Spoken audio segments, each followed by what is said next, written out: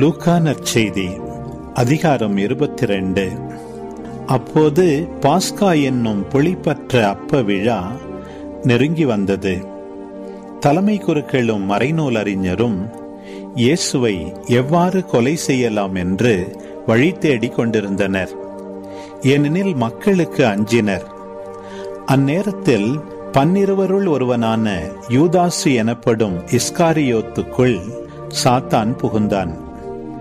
யூதாசு தலைமை குருக்களிடமும் காவல் தலைவர்களிடமும் சென்று அவர்களுக்கு இயேசுவை காட்டிக் கொடுப்பது பற்றி கலந்து பேசினான். அவர்கள் மகிழ்ச்சியுற்று அவனுக்கு பணம் கொடுக்க உடன்பட்டார்கள். அவனும் அதற்கு ஒத்துக்கொண்டு மக்கள் கூட்டம் இல்லாத போது அவர்களிடம் அவரை காட்டிக் கொடுப்பதற்கு வாய்ப்பு தேடிக் கொண்டிருந்தான். புளிப்பற்ற அப்ப விழா கொண்டாடும் நாளும் வந்தது. அன்றுதான் பாஸ்கா ஆடு பலியிடப்பட வேண்டும். இயேசு பேதுருவிடமும் யோவானிடமும், நாம் பாஸ்கா விருந்துண்ண நீங்கள் போய் ஏற்பாடு செய்யுங்கள் என்று சொல்லி அனுப்பினார். அதற்கு அவர்கள், நாங்கள் எங்கே ஏற்பாடு செய்ய வேண்டுமென நீர் விரும்புகிறீர் என்று கேட்டார்கள். இயேசு அவர்களிடம், நீங்கள் புறப்பட்டு நகருக்குள் செல்லுங்கள். மண்குடத்தில் தண்ணீர் சுமந்து கொண்டு ஓர் ஆள் உங்களுக்கு எதிரே வருவார். அவர் பின்னே செல்லுங்கள். அவர் செல்லும் வீட்டிற்குள் நீங்களும் சென்று அந்த வீட்டின் உரிமையாளரிடம், நான் என் சீடர்களோடு பாஸ்கா விருந்து உண்பதற்கான அறை எங்கே என்று போதகர் உம்மிடம் கேட்கச் சொன்னார் என கூறுங்கள். அவர் மேல் மாடியில் தேவையான வசதிகள் அமைந்த ஒரு பெரிய அறையை காட்டுவார். அங்கே ஏற்பாடு செய்யுங்கள் என்றார். அவர்கள் சென்று தங்களுக்கு அவர் சொல்லியவாறே அனைத்தையும் கண்டு பாஸ்கா விருந்துக்கு ஏற்பாடு செய்தார்கள். நேரமானதும் இயேசு திருத்தூதரோடு பந்தியில் அமர்ந்தார். அப்போது அவர் அவர்களை நோக்கி, நான் துன்பங்கள் படும் முன் உங்களோடு இந்த பாஸ்கா விருந்தை உண்பதற்கு மிக மிக ஆவலாயிருந்தேன். ஏனெனில் இறை ஆட்சியில் இது நிறைவேறும் வரை இதை நான் உண்ணமாட்டேன் என்று உங்களுக்கு சொல்கிறேன் என்றார். பின்பு அவர் கிண்ணத்தை எடுத்து கடவுளுக்கு நன்றி செலுத்தி அவர்களிடம், இதை பெற்று உங்களுக்குள்ளே பகிர்ந்து கொள்ளுங்கள். ஏனெனில் இது முதல் இறையாட்சி வரும் வரை திராட்சை பழ ரசத்தை குடிப்பதில்லை என நான் உங்களுக்கு சொல்கிறேன் என்றார். பின்பு அவர் அப்பத்தை எடுத்து கடவுளுக்கு நன்றி செலுத்தி அதை பெற்று அவர்களுக்கு கொடுத்து, இது உங்களுக்காக கொடுக்கப்படும் எனது உடல், இதை என் நினைவாக செய்யுங்கள் என்றார். அப்படியே உணவு அருந்திய பின்பு அவர் கிண்ணத்தை எடுத்து, இந்த கிண்ணம் உங்களுக்காக சிந்தப்படுகிற எனது இரத்தத்தால் நிலைப்படுத்தப்படும் புதிய உடன்படிக்கை. என்னை காட்டிக் கொடுப்பவன் இதோ என்னோடு பந்தியில் அமர்ந்திருக்கிறான். மானிட மகன் தமக்கென்று குறிக்கப்பட்டபடியே போகிறார். ஆனால் ஐயோ, அவரை காட்டிக் கொடுக்கிறவனுக்கு கேடு என்றார். அப்பொழுது அவர்கள், நம்மில் இச்செயலை செய்ய போகிறவர் யார் என்று தங்களுக்குள்ளே கேட்க தொடங்கினார்கள். மேலும் தங்களுக்குள்ளே பெரியவராக எண்ணப்பட வேண்டியவர் யார் என்ற விவாதம் அவர்களிடையே எழுந்தது.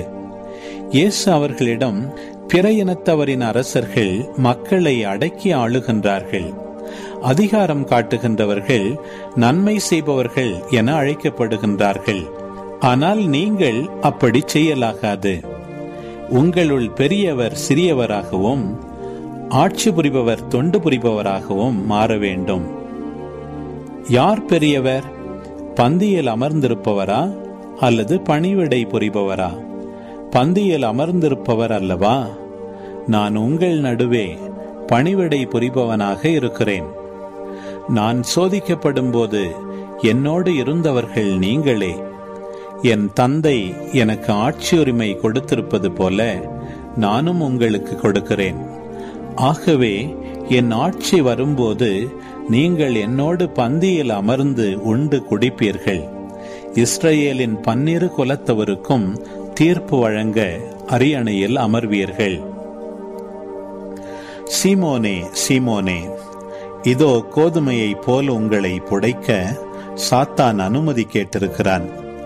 ஆனால் நான் உனது நம்பிக்கை தளராதிருக்க உனக்காக மன்றாடினேன். நீ மனம் திரும்பிய பின் உன் சகோதரர்களை உறுதிப்படுத்து என்றார்.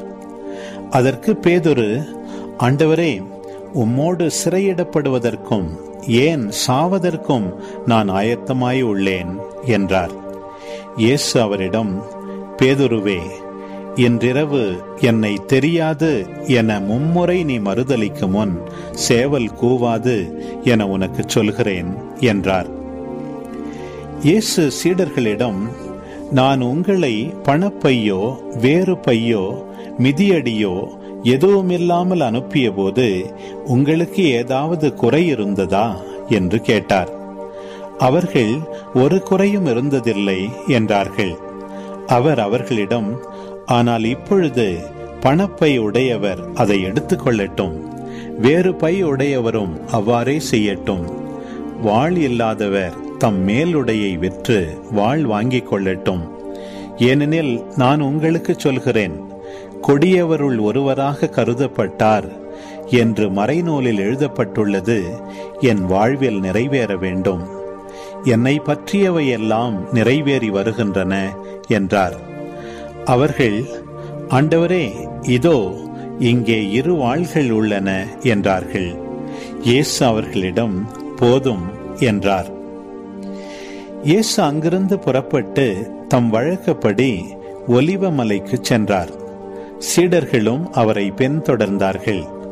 அந்த இடத்தை அடைந்ததும் அவர் அவர்களிடம், சோதனைக்கு உட்படாதிருக்க இறைவனிடம் வேண்டுங்கள் என்றார். பிறகு அவர் அவர்களை விட்டு கல்லெறி தூரம் விலகிச் சென்று முழந்தாள் படியிட்டு இறைவனிடம் வேண்டினார். தந்தையே, உமக்கு விருப்பமானால் இத்துன்ப கிண்ணத்தை என்னிடமிருந்து அகற்றும். ஆனாலும் என் விருப்பப்படி அல்ல, உம் விருப்பப்படியே நிகழட்டும் என்று கூறினார். அப்போது விண்ணகத்திலிருந்து ஒரு தூதர் அவருக்கு தோன்றி அவரை வலுப்படுத்தினார். அவரோ மிகுந்த வேதனைக்குள்ளாகவே உருக்கமாய் இறைவனிடம் வேண்டிக் கொண்டிருந்தார். அவரது வியர்வை பெரும் இரத்த துளிகளைப் போல தரையில் விழுந்தது. அவர் இறைவேண்டலை முடித்துவிட்டு எழுந்து சீடர்களிடம் வந்தபோது அவர்கள் துயரத்தால் சோர்வுற்று தூங்கிக் கொண்டிருப்பதை கண்டார். அவர்களிடம், என்ன உறங்கிக் கொண்டாயிருக்கிறீர்கள்? சோதனைக்கு உட்படாதிருக்க விழித்திருந்து இறைவனிடம் வேண்டுங்கள் என்றார். இயேசு தொடர்ந்து பேசிக் கொண்டிருந்த போது இதோ மக்கள் கூட்டமாய் வந்தனர். 12 ஒருவனான யூதாசு என்பவன் அவர்களுக்கு முன் வந்து அவரை முத்தமிட நெருங்கினான். இயேசு அவனிடம், யூதாசே, முத்தமிட்டா மானிட மகனை காட்டிக் கொடுக்க போகிறாய் என்றார். அவரை சூழ நின்றவர்கள் நிகழப்போவதை உணர்ந்து, ஆண்டவரே, வாளால் வெட்டலாமா என்று கேட்டார்கள். அப்பொழுது அவர்களுள் ஒருவர் தலைமை குருவின் பணியாளரை தாக்கி அவருடைய வலக்காதை துண்டித்தார். இயேசு அவர்களை பார்த்து, விடுங்கள், போதும் என்று கூறி அவருடைய காதை தொட்டு நலமாக்கினார். அவர் தம்மிடம் வந்த தலைமை குருக்களையும் கோவில் காவல் தலைவர்களையும் மூப்பர்களையும் பார்த்து, ஒரு கள்வனை பிடிக்க வருவது போல நீங்கள் வாள்களோடும் தடிகளோடும் வந்தது ஏன்? நான் நாள்தோறும் கோவிலில் உங்களோடு இருந்தும் நீங்கள் என்னை பிடிக்கவில்லையே.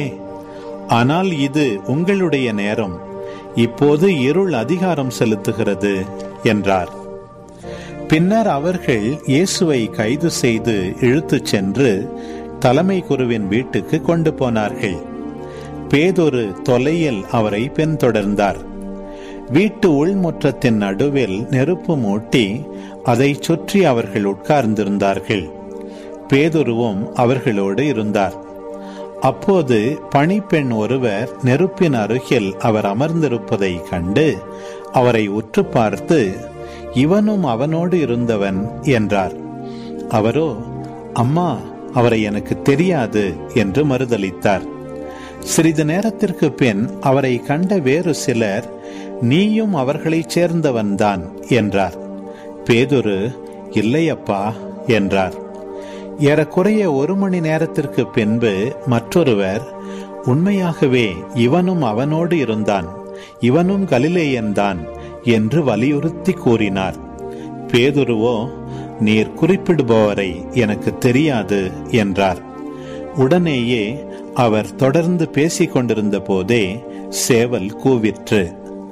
ஆண்டவர் திரும்பி பேதுருவை கூர்ந்து நோக்கினார். இன்று சேவல் கூவும் முன் நீ என்னை 3 முறை மறுதலிப்பாய் என்று ஆண்டவர் தமக்கு கூறியதை பேதுரு நினைவு கூர்ந்து வெளியே சென்று மனம் நொந்து அழுதார். இயேசுவை பிடித்து வைத்திருந்தவர்கள் அவரை ஏளனம் செய்து நைய புடைத்தார்கள். அவரது முகத்தை மூடி, உன்னை அடித்தவர் யார்? இறைவாக்கினனே சொல் என்று கேட்டார்கள். இன்னும் பலவாறு அவரை பழித்துரைத்தார்கள். பொழுது விடிந்ததும் மக்களின் மூப்பர்களும் தலைமை குருக்களும் மறைநூல் அறிஞர்களும் கூடி வந்தார்கள். இயேசுவை இழுத்துச் சென்று தங்கள் மூப்பர் சங்கத்தின் முன் நிறுத்தினார்கள். அவர்கள், நீ மெசியாதானா? எங்களிடம் சொல் என்று கேட்டார்கள். அவர் அவர்களிடம், நான் உங்களிடம் சொன்னால் நீங்கள் நம்ப மாட்டீர்கள், நான் உங்களிடம் கேட்டாலும் பதில் சொல்ல மாட்டீர்கள். இது முதல் மானிட மகன் வல்லவராம் கடவுளின் வலப்புறத்தில் வீற்றிருப்பார் என்றார். அதற்கு அவர்கள் அனைவரும், அப்படியானால் நீ இறைமகனா என்று கேட்டனர்.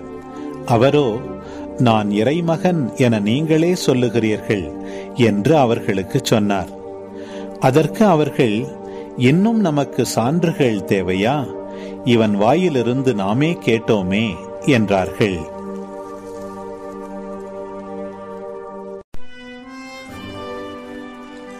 லூக்கா நற்செய்தி அதிகாரம் 23. திரண்டிருந்த மக்கள் அனைவரும் எழுந்து இயேசுவை பிலாத்தின் முன் கொண்டு சென்றனர். இவன் நம் மக்கள் சீரழிய காரணமாக இருக்கிறான், சீசருக்கு கப்பம் கட்டக்கூடாது என்கிறான், தானே மெசியாவாகிய அரசன் என்று சொல்லிக் கொள்கிறான், இவற்றையெல்லாம் நாங்களே கேட்டோம் என்று அவர்கள் இயேசுவின் மேல் குற்றம் சுமத்த தொடங்கினார்கள். பிலாத்து அவரை நோக்கி, நீ யூதரின் அரசனா என்று கேட்க, அவர், அவ்வாறு நீர் சொல்கிறீர் என்று பதில் கூறினார். பிலாத்து தலைமை குருக்களையும் மக்கள் கூட்டத்தையும் பார்த்து, இவனிடம் நான் குற்றம் ஒன்றும் காணவில்லை என்று கூறினான். ஆனால் அவர்கள், இவன் கலிலேயா தொடங்கி யூதேயா வரை இவ்விடம் முழுவதிலும் மக்களுக்கு கற்பித்து அவர்களை தூண்டி விடுகிறான் என்று வலியுறுத்தி கூறினார்கள். இதை கேட்ட பிலாத்து, இவன் கலிலேயனா என்று கேட்டான்.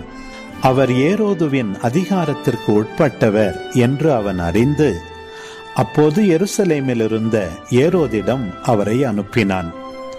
இயேசுவை கண்ட ஏரோது மட்டற்ற மகிழ்ச்சி அடைந்தான். ஏனெனில் அவரை குறித்து கேள்விப்பட்டு அவரை காண நெடுங்காலமாய் விருப்பமாயிருந்தான். அவர் அருமடையாளம் ஏதாவது செய்வதை காணலாம் என்றும் நெடுங்காலமாய் எதிர்பார்த்திருந்தான்.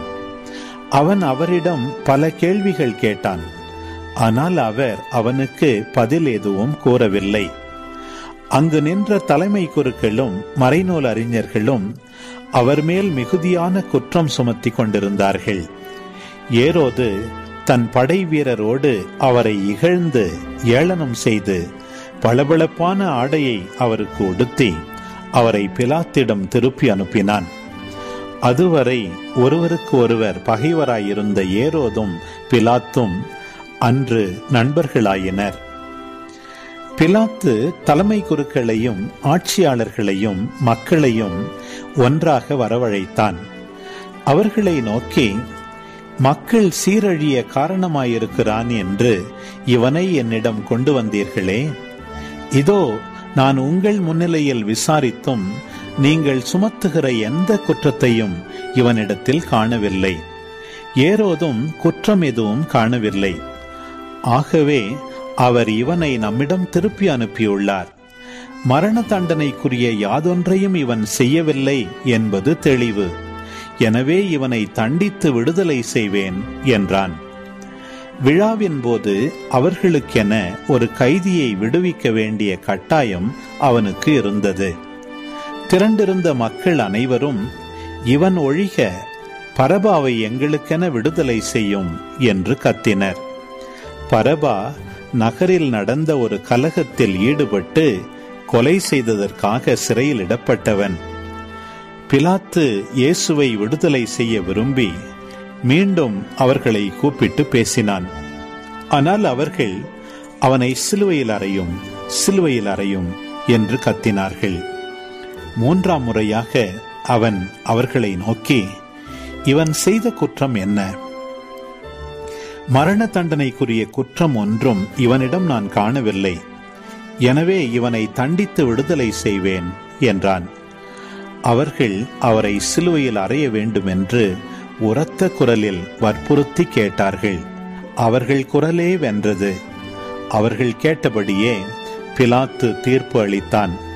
கலகத்தில் ஈடுபட்டு கொலை செய்ததற்காக சிறையிலிடப்பட்டிருந்தவனை அவர்கள் கேட்டுக்கொண்டபடியே அவன் விடுதலை செய்தான். இயேசுவை அவர்கள் விருப்பப்படி செய்ய விட்டுவிட்டான். அவர்கள் இயேசுவை இழுத்துச் சென்று கொண்டிருந்த போது சிரேன் ஊரைச் சேர்ந்த சீமோன் என்பவர் வயல்வெளியிலிருந்து வந்து கொண்டிருந்தார். அவர்கள் அவரை பிடித்து அவர் மேல் இயேசுவின் சிலுவையை வைத்து அவருக்கு பின் அதை சுமந்து கொண்டு போகச் செய்தார்கள். பெரும் திரளான மக்களும் அவருக்காக மாரடித்து புலம்பி ஒப்பாரி வைத்த பெண்களும் அவர் பின்னே சென்றார்கள். இயேசு அப்பெண்கள் பக்கம் திரும்பி, எருசலேம் மகளிரே, நீங்கள் எனக்காக அழ வேண்டாம், மாறாக உங்களுக்காகவும் உங்கள் மக்களுக்காகவும் அழுங்கள். ஏனெனில் இதோ ஒரு காலம் வரும், அப்போது மலடிகள் பேறு பெற்றோர் என்றும் பிள்ளை பெறாதோரும் பால் கொடாதோரும் பேறு பெற்றோர் என்றும் சொல்வார்கள். அப்போது அவர்கள் மலைகளை பார்த்து எங்கள் மேல் விழுங்கள் எனவும் குன்றுகளை பார்த்து எங்களை மூடிக்கொள்ளுங்கள் எனவும் சொல்வார்கள். பச்சை மரத்துக்கே இவ்வாறு செய்கிறார்கள் என்றால் பட்ட மரத்துக்கு என்னதான் செய்ய மாட்டார்கள் என்றார். வேறு 2 குற்றவாளிகளையும் மரண தண்டனைக்காக அவர்கள் அவரோடு கொண்டு சென்றார்கள். மண்டையோடு எனப்படும் இடத்திற்கு வந்ததும் அங்கே அவரையும் வலப்புறம் ஒருவனும் இடப்புறம் ஒருவனுமாக அக்குற்றவாளிகளையும் அவர்கள் சிலுவைகளில் அறைந்தார்கள். அப்போது இயேசு, தந்தையே, இவர்களை மன்னியும், ஏனெனில் தாங்கள் செய்வது என்னவென்று இவர்களுக்கு தெரியவில்லை என்று சொன்னார். அவர்கள் அவருடைய ஆடைகளை குலுக்கல் முறையில் பங்கிட்டுக் கொண்டார்கள். மக்கள் இவற்றை பார்த்து கொண்டு நின்றார்கள். ஆட்சியாளர்கள், பிறரை விடுவித்தான், இவன் கடவுளின் மெசியாவும் தேர்ந்தெடுக்கப்பட்டவனுமானால் தன்னையே விடுவித்துக் கொள்ளட்டும் என்று கேலி செய்தார்கள். படை வீரர் அவரிடம் வந்து புளித்த திராட்சை ரசத்தை கொடுத்து, நீ யூதர்களின் அரசனானால் உன்னை காப்பாற்றிக்கொள் என்று எள்ளி நகையாடினர். இவன் யூதரின் அரசன் என்று அவரது சிலுவையின் மேல் எழுதி வைக்கப்பட்டிருந்தது. சிலுவையில் தொங்கிக் கொண்டிருந்த குற்றவாளிகளுள் ஒருவன், நீ மெசியாதானே, உன்னையும் எங்களையும் காப்பாற்று என்று அவரை பழித்துரைத்தான். ஆனால் மற்றவன் அவனை கடிந்து கொண்டு, கடவுளுக்கு நீ அஞ்சுவதில்லையா? நீயும் அதே தீர்ப்புக்குத்தானே உள்ளாகி இருக்கிறாய். நாம் தண்டிக்கப்படுவது முறையே, நம் செயல்களுக்கேற்ற தண்டனையை நாம் பெறுகிறோம். இவர் ஒரு குற்றமும் செய்யவில்லையே என்று பதிலுரைத்தான். பின்பு அவன், இயேசுவே, நீர் ஆட்சி உரிமை பெற்று வரும்போது என்னை நினைவிற்கொள்ளும் என்றான். அதற்கு இயேசு அவனிடம், நீர் இன்று என்னோடு பேரின்ப வீட்டில் இருப்பீர் என உறுதியாக உமக்கு சொல்கிறேன் என்றார். ஏறக்குறைய நண்பகல் 12 மணி முதல் பிற்பகல் 3 மணி வரை நாடெங்கும் இருள் உண்டாயிற்று. கதிரவன் ஒளி கொடுக்கவில்லை. திருக்கோவிலின் திரை நடுவில் கிழிந்தது. தந்தையே, கையில் என் உயிரை ஒப்படைக்கிறேன் என்று இயேசு உரத்த குரலில் கூறி உயிர் துறந்தார். இதை கண்ட நூற்றுவர் தலைவர், இவர் உண்மையாகவே நேர்மையாளர் என்று கூறி கடவுளை போற்றி புகழ்ந்தார். இக்காட்சியை காண கூடி வந்திருந்த மக்கள் அனைவரும் நிகழ்ந்தவற்றை கண்டு மார்பில் அடித்து கொண்டு திரும்பிச் சென்றனர். அவருக்கு அறிமுகமான அனைவரும், கலிலேயாவிலிருந்து அவரை பின்பற்றி வந்திருந்த பெண்களும் தொலையிலிருந்து இவற்றை பார்த்து கொண்டிருந்தார்கள். யோசேப்பு என்னும் பெயருடைய ஒருவர் இருந்தார். அவர் தலைமைச் சங்க உறுப்பினர், நல்லவர், நேர்மையாளர். தலைமைச் சங்கத்தாரின் திட்டத்துக்கும் செயலுக்கும் இணங்காத அவர் யூதேயாவில் உள்ள அரிமத்தியா ஊரைச் சேர்ந்தவர். இறையாட்சியின் வருகைக்காக காத்திருந்தவர். அவர் பிலாத்திடம் போய் இயேசுவின் உடலை கேட்டார். அவர் அவரது உடலை இறக்கி மெல்லிய துணியால் சுற்றி பாறையில் குடைந்திருந்த கல்லறையில் வைத்தார். அதற்கு முன்பு யாரையும் அதில் அடக்கம் செய்ததில்லை. அன்று ஆயத்த நாள், ஓய்வு நாளின் தொடக்கம். கலிலேயாவிலிருந்து அவரோடு வந்திருந்த பெண்கள் பின்தொடர்ந்து சென்று கல்லறையை கண்டார்கள். அவருடைய உடலை வைத்த விதத்தை பார்த்துவிட்டு திரும்பி போய் நறுமண பொருள்களையும் நறுமண தைலத்தையும் ஆயத்தம் செய்தார்கள். கட்டளைப்படி அவர்கள் ஓய்வு நாளில் ஓய்ந்திருந்தார்கள்.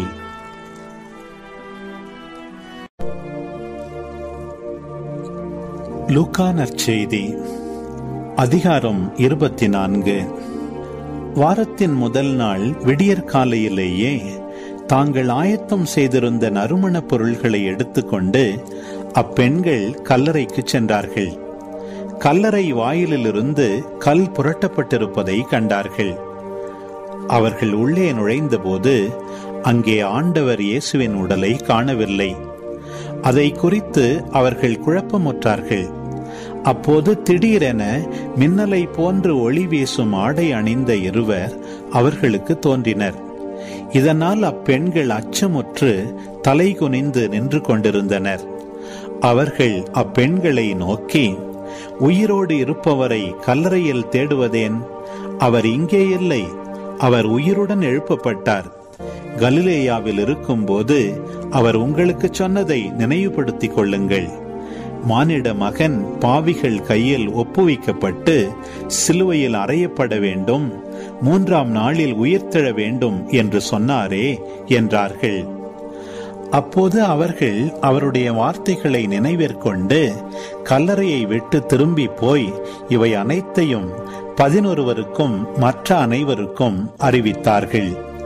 அவர்கள் மகதலா மரியா, யோவன்னா, யாக்கோபின் தாய் மரியா என்பவர்களும் அவர்களோடு இருந்த வேறு சில பெண்களும் ஆவர்.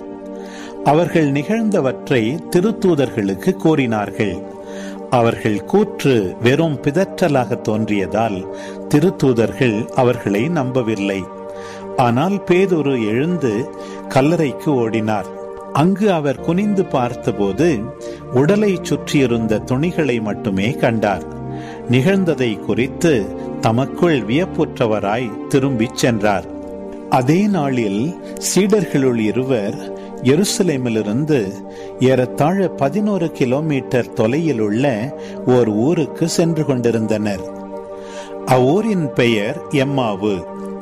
அவர்கள் இந்நிகழ்ச்சிகள் அனைத்தையும் குறித்து ஒருவரோடு ஒருவர் உரையாடி கொண்டே சென்றார்கள். இப்படி அவர்கள் உரையாடி கொண்டும் வினவி கொண்டும் சென்றபோது இயேசு நெருங்கி வந்து அவர்களோடு நடந்து சென்றார். ஆனால் அவர் யார் என்று அறிந்து உணர முடியாதவாறு அவர்கள் கண்கள் மறைக்கப்பட்டிருந்தன. அவர் அவர்களை நோக்கி, வழிநெடுகிலும் நீங்கள் ஒருவரோடு ஒருவர் பேசிக் கொண்டிருப்பது என்ன என்று கேட்டார். அவர்கள் முகவாட்டத்தோடு நின்றார்கள். அவர்களுள் கிளையோப்பா என்னும் பெயருடைய ஒருவர் அவரிடம் மறுமொழியாக, எருசலேமில் தங்கியிருப்பவர்களுள் உமக்கு மட்டும்தான் இந்நாள்களில் நிகழ்ந்தவை தெரியாதோ என்றார். அதற்கு அவர் அவர்களிடம், என்ன நிகழ்ந்தது என்று கேட்டார். அவர்கள் அவரிடம், நாசரேத்து இயேசுவை பற்றியேதான் பேசுகின்றோம். அவர் கடவுளுக்கும் மக்கள் எல்லாருக்கும் முன்பாக சொல்லிலும் செயலிலும் வல்ல இறைவாக்கினராக திகழ்ந்தார். அவர் இஸ்ரேலை மீட்கப் போகிறார் என்று நாங்கள் எதிர்பார்த்து இருந்தோம். ஆனால் தலைமை குருக்களும் ஆட்சியாளர்களும் அவருக்கு மரண தண்டனை விதித்து சிலுவையில் அறைந்தார்கள். இவையெல்லாம் நிகழ்ந்து இன்றோடு 3 நாள்கள் ஆகின்றன. ஆனால் இன்று எங்களைச் சேர்ந்த பெண்களுள் சிலர் எங்களை மலைப்புக்குள்ளாக்கினர். அவர்கள் விடியற்காலையில் கல்லறைக்கு சென்றார்கள். அவருடைய உடலை காணாது திரும்பி வந்து வானதூதர்களை கண்டதாகவும் இயேசு உயிரோடு இருக்கிறார் என்று அவர்கள் கூறியதாகவும் சொன்னார்கள். எங்களோடு இருந்தவர்களுள் சிலரும் கல்லறைக்கு சென்று அப்பெண்கள் சொன்னவாறே இருக்க கண்டனர். ஆனால் அவர்கள் இயேசுவை காணவில்லை என்றார்கள். இயேசு அவர்களை நோக்கி, அறிவிலிகளே, இறைவாக்கினர்கள் உரைத்த எல்லாவற்றையும் நம்ப இயலாத மந்த உள்ளத்தினரே, மெசியா தாம் மாட்சி அடைவதற்கு முன் இத்துன்பங்களை பட வேண்டும் அல்லவா என்றார். மேலும் மோசே முதல் இறைவாக்கினர் வரை அனைவரின் நூல்களிலும் தம்மை குறித்து எழுதப்பட்ட யாவற்றையும் அவர் அவர்களுக்கு விளக்கினார். அவர்கள் தாங்கள் போக வேண்டிய ஊரை நெருங்கி வந்தார்கள். அவரோ அதற்கு அப்பால் போகிறவர் போல காட்டிக்கொண்டார். அவர்கள் அவரிடம், எங்களோடு தங்கும், ஏனெனில் மாலை நேரம் ஆயிற்று, பொழுதும் போயிற்று என்று கூறி கட்டாயப்படுத்தி அவரை இணங்க வைத்தார்கள். அவர் அங்கு தங்குமாறு அவர்களோடு சென்றார். அவர்களோடு அவர் பந்தியில் அமர்ந்திருந்த போது அப்பத்தை எடுத்து கடவுளை போற்றி பிட்டு அவர்களுக்கு கொடுத்தார். அப்போது அவர்கள் கண்கள் திறந்தன. அவர்களும் அவரை அடையாளம் கண்டு கொண்டார்கள். உடனே அவர் அவர்களிடமிருந்து மறைந்து போனார். அப்போது அவர்கள் ஒருவரை ஒருவர் நோக்கி, வழியிலே அவர் நம்மோடு பேசி மறைநூலை விளக்கும் போது நம் உள்ளம் பற்றி எரியவில்லையா என்று பேசிக்கொண்டார்கள். அந்நேரமே அவர்கள் புறப்பட்டு எருசலேமுக்கு திரும்பி போனார்கள். அங்கே 11 அவர்களோடு இருந்தவர்களும் குழுமி இருக்க கண்டார்கள். அங்கிருந்தவர்கள், ஆண்டவர் உண்மையாகவே உயிருடன் எழுப்பப்பட்டார், அவர் சீமோனுக்கு தோற்றம் அளித்துள்ளார் என்று சொன்னார்கள். அவர்கள் வழியில் நிகழ்ந்தவற்றையும் அவர் அப்பத்தை பிட்டு கொடுக்கும் போது அவரை கண்டுணர்ந்து கொண்டதையும் அங்கிருந்தவர்களுக்கு எடுத்துரைத்தார்கள். சீடர்கள் இவ்வாறு பேசிக் கொண்டிருந்த போது இயேசு அவர்கள் நடுவில் நின்று, உங்களுக்கு அமைதி உரித்தாகுக என்று அவர்களை வாழ்த்தினார். அவர்கள் திகிலுற்று அச்சம் நிறைந்தவர்களாய் ஓர் ஆவியை காண்பதாய் நினைத்தார்கள். அதற்கு அவர், நீங்கள் ஏன் கலங்குகிறீர்கள்? ஏன் இவ்வாறு உங்கள் உள்ளத்தில் ஐயம் கொள்ளுகிறீர்கள்? என் கைகளையும் என் கால்களையும் பாருங்கள், நானேதான், என்னை தொட்டு பாருங்கள், எனக்கு எலும்பும் சதையும் இருப்பதை காண்கிறீர்களே, இவை ஆவிக்கு கிடையாதே என்று அவர்களிடம் கூறினார். இப்படி சொல்லி தம் கைகளையும் கால்களையும் அவர்களுக்கு காண்பித்தார். அவர்களோ மகிழ்ச்சி மேலிட்டு நம்ப முடியாதவர்களாய் வியப்புக்குள்ளாகி இருந்தார்கள். அப்போது அவர் அவர்களிடம், உண்பதற்கு இங்கே உங்களிடம் ஏதேனும் உண்டா என்று கேட்டார். அவர்கள் வேக வைத்த மீன் துண்டு ஒன்றை அவரிடம் கொடுத்தார்கள். அதை அவர் எடுத்து அவர்கள் முன் அமர்ந்து உண்டார். பின்பு அவர் அவர்களை பார்த்து, மோசேயின் சட்டத்திலும் இறைவாக்கினர் நூல்களிலும் திருப்பாடல்களிலும் என்னை பற்றி எழுதப்பட்டுள்ள அனைத்தும் நிறைவேற வேண்டும் என்று நான் உங்களோடு இருந்தபோதே உங்களுக்கு சொல்லி இருந்தேனே என்றார். அப்போது மறைநூலை புரிந்து கொள்ளுமாறு அவர்களுடைய மனக்கண்களை திறந்தார். அவர் அவர்களிடம், மெசியா துன்புற்று இறந்து 3ஆம் நாள் உயிர்த்தெழ வேண்டும் என்றும் பாவ மன்னிப்பு பெற மனம் மாறுங்கள் என எருசலேம் தொடங்கி அனைத்து நாடுகளிலும் அவருடைய பெயரால் பறைசாற்றப்பட வேண்டும் என்றும் எழுதியுள்ளது. இவற்றுக்கு நீங்கள் சாட்சிகள். இதோ என் தந்தை வாக்களித்த வல்லமையை நான் உங்களுக்கு அனுப்புகிறேன். நீங்கள் உன்னதத்திலிருந்து வரும் அவ்வல்லமையால் ஆட்கொள்ளப்படும் வரை இந்நகரத்திலேயே இருங்கள் என்றார். பின்பு இயேசு பெத்தானியா வரை அவர்களை அழைத்துச் சென்று தம் கைகளை உயர்த்தி அவர்களுக்கு ஆசி வழங்கினார்.